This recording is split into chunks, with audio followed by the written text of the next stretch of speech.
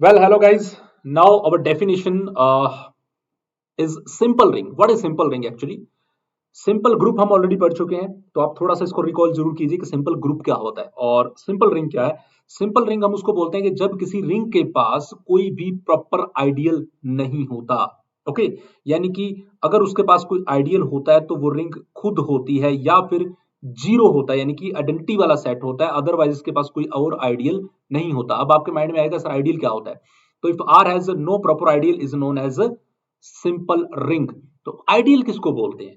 Ideal, मान लीजिए मेरे पास इधर कोई सेट है इस रिंग के अंदर, ये रहा एस सेट मेरा, और इसके पास कुछ एलिमेंट हैं ए बी सी, बहुत सारे एलिमेंट्स हो सकते हैं। मान लो स्मॉल एस ले लेता हूँ इसमें से मैं, और इसके पास आर लेता हूँ, कुछ भी इस तरीके से एलिमेंट ए ले लेता हूँ, मैं बी ले लेता हूँ। ओके, तो ए और बी सी में से ले लीजिए, चलो उसमें से आर वन आर टू आज इस तरीके से ले सकते हैं। चलो एक बार इस तरीके से ऐसे ले लिया मैंने, ए ले लिया, बी ले लिया, और इसमें से मैंने ले लिया आर।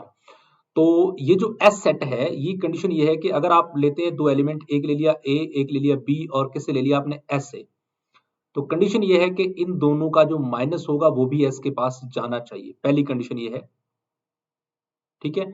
और इसी के साथ मिलती जुलती दूसरी कंडीशन ये है कि मान लीजिए आपने तो एस तो ले लिया एस से, और आर ले लिया किससे? आपने आर से। तो इन दैट केस चाहे आप आर एस बनाएं चाहे आप एस आर बनाएं, तो मैं आर एस लिख देता हूं।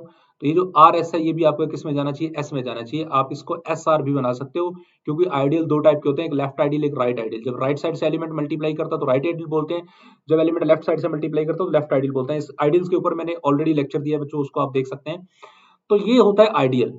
तो ये सिंपल रिंग कहती है कि अगर आपके पास कोई भी प्रॉपर आइडियल ना हो, यानी कि अ रिंग आर, और वो रिंग एक तो खाली नहीं होनी चाहिए, ठीक है। Ring is not equal to identity, not equal to empty set. तो इज सेड टू बी उसको आप बोलोगे simple ring. Is said to be simple ring. Okay, is said to be simple ring. एक ऐसी रिंग को आप simple ring बोल रहे हो if R has no ideal. If R has no ideal, अगर आर के पास कोई भी आइडियल नहीं है, ठीक है। आइडियल्स और किसके सिवा? एग्जेप्ट, एक तो या आर और दूसरा एंड ये खाली सेट, या तो खाली सेट होगा या आर, यानी कि या तो फाई हो या फिर आर, इसके सिवा और कोई दूसरा इसके पास आइडियल नहीं हो, तो उस सेट को हम बोलते हैं सिंपल रिंग। तो यानी कि ये रिंग जो है ना, ये सिंपल सिर्फ तब बन सकती है जब मैं ये बोलूं कि ये जो एस है ये एग्जिस्ट नहीं करता, यानी कि ये कोई एस इसके पास नहीं है। ओके, और अगर मैं ग्रुप की बात करूं तो ग्रुप कोई सिंपल ग्रुप कब होता है? सिंपल ग्रुप हम उसको बोलते हैं जब उसके पास कोई नॉर्मल सब ग्रुप नहीं होता, ठीक है।